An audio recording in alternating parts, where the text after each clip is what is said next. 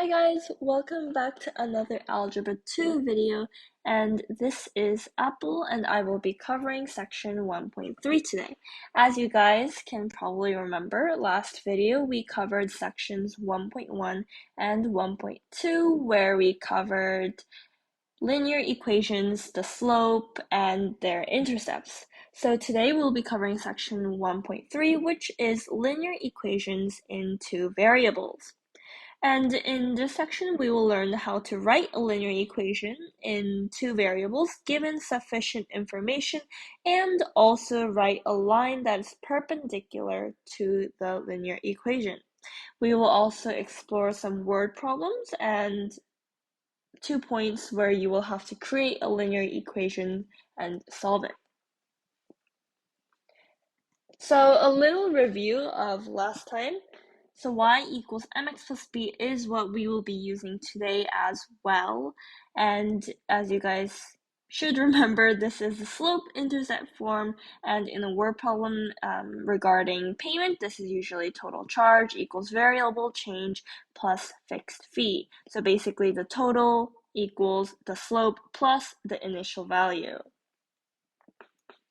And then moving on, we learned about the slope last time, which is the average rate of change, or y2 minus y1 over x2 minus x1. This is also known as rise over run. So basically y-axis, as you can see here, the y-axis is the height, so we say rise. So let me just quickly write a simple equation.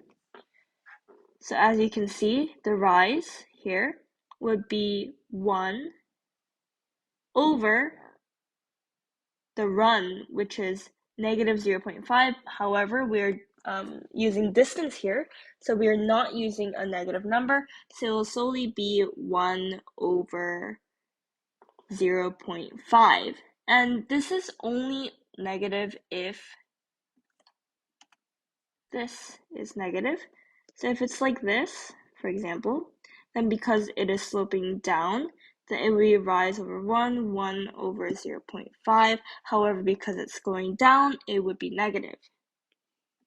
But in this case, it will just be 1 over 0.5,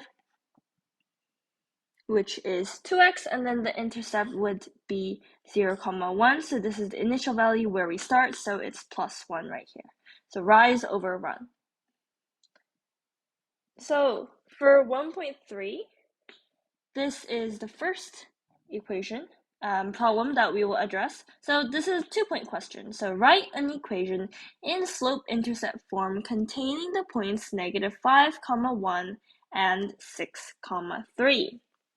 So as you guys learned last time, when we have 2 points like this, negative 5, 1, and 6, 3, the first thing we should do when creating an equation in slope-intercept form is to find m, or the slope.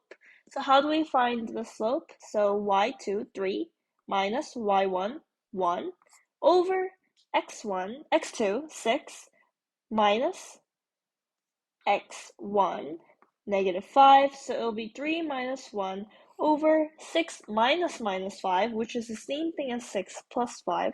So we get 3 minus 1 over 6 plus 5, which would be 2 over 11. So 2 over 11 is our slope right now. So we have, so far, y equals 2 over 11x, and then we need to find the intercept, or the initial value, to get the slope-intercept form, because as we can see here, we need this b, or the fixed fee, when x equals 0. So that is exactly what we're going to do. We're going to input 0 for x. However, because we don't know the initial value quite yet, what we can do is substitute one of these points, so negative 5, 1, or 6, 3, into this partially completed equation to find b. So how can we do that? So why don't we put in negative 5, negative 5, 1 into this equation? Then it would be y. So what is y in this point? So negative 5, 1. So 1 would be y. 1 equals 2 over 11x, which is negative 5. So 2 over 11 times negative 5, and then plus b. So we have 1 equals 2 times negative 5 is negative 10 over 11 plus b. So we have 1 here, which is the same thing as 11 over 11 equals negative 10 over 11 plus b. So how can we get negative 10 over 11 to 11 over 11? This is by adding 21 over 11, right? Because 21 minus 10 equals 11. So now we have b, so b would be 21 over 11. So y equals 2 over 11x plus 21 over 11. So that is how we find the intercept. And we can double check this by inputting this equation into a graphing calculator. So y equals 2 over 11x plus 21 over 11. And can we check these points? So let's see. Negative 5 comma 1 and 6 comma 3. So here we see 6 comma 3 and negative 5 comma, yes, negative 5 comma 1. So we have verified that this slope-intercept form equation is indeed the equation for these 2 points. So next we're going to move on to a slightly trickier question. It's the word problem. So here we have Julie. So Julie reads at a speed of 2 pages per minute, and she's already read 18 pages. What is the linear equation in slope-intercept form that would model Julie's reading right now? So this one is actually maybe easier for some of you, trickier for others, in my personal opinion, because we have already been given everything we need to create a linear equation. This is easier in my opinion. So it would be y equals, and then what is the x? What is the m? What is the slope of this? Julie reads at a speed of 2 pages per minute. So it'll be 2x, 2 pages per x minutes. And then she has already read 18 pages, which is our b, the initial value, because we're finding an equation that will model Julie's reading right now. So y, so her total number of pages read, equals 2x, 2 pages per minute, plus 18, the amount of pages she has read right now. So if we graph this, this would be y equals 2x plus 18. So we can see that right now, like without reading anything further, she has 18 pages read. And then every minute, her number of pages read will increase by 2. Okay, so now that we've created the linear equations for both of these problems, we're going to find the perpendicular equation. So what is the perpendicular equation? So basically the perpendicular equation is the equation that creates an x. So let me show you here. So these, if they don't have angles here, but then if you were to put angles here, it would be 90 degrees, 90 degrees, 90 degrees, 90 degrees, creating a perfect x. So they're directly the opposite of each other. So how do we find this equation is, as you might have been able to tell with these equations that I have put in here, 2 equations are perpendicular if their slopes are the negative reciprocal of each other. So this b here doesn't necessarily have to be the same. Like it can go here and it would still form this perfect x.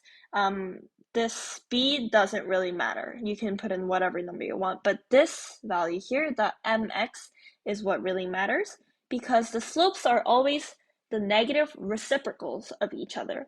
For those of you who do not know what this means, well, reciprocal is basically flipping the numerator and denominator. For example, 2 is equal to 2 over 1 in this case.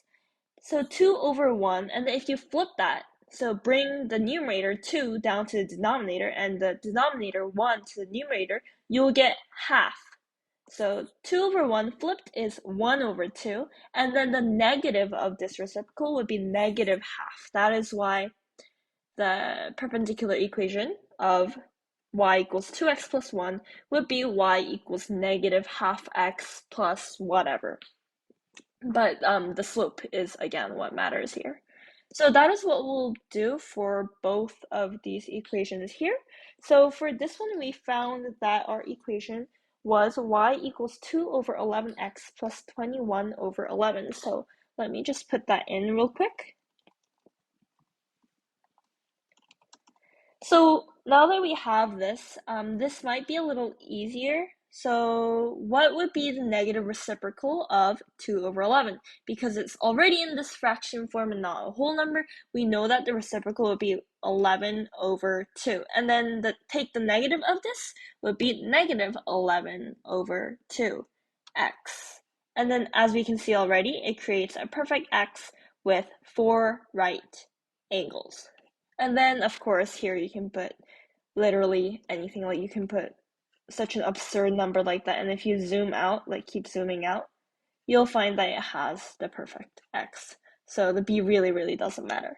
So now that we have found the perpendicular equation for this problem, let's move on to Julie's problem. So for this one, we found that the equation was y equals 2x plus 18. So actually, I have already said the answer to this one because my example problem when demonstrating perpendicular equations also had a slope of 2x. So if you guys remember this, then just try to think of it again and try to maybe solve it on your own, maybe try to recall what I said. But of course, it'll be y equals negative half because, again, 2 equals 2 over 1. So see, if I put in 2 over 1, it doesn't change. 2 over 1 and 2, it really doesn't change. So when we take the negative reciprocal of this, it would be negative half x, and then you can put in whatever number you want. And we have this perfect x again. So that is how you find perpendicular equations and how to create linear equations into variables given sufficient information.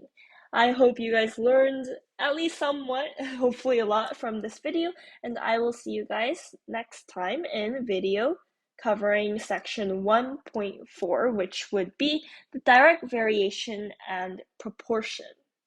Bye, thank you.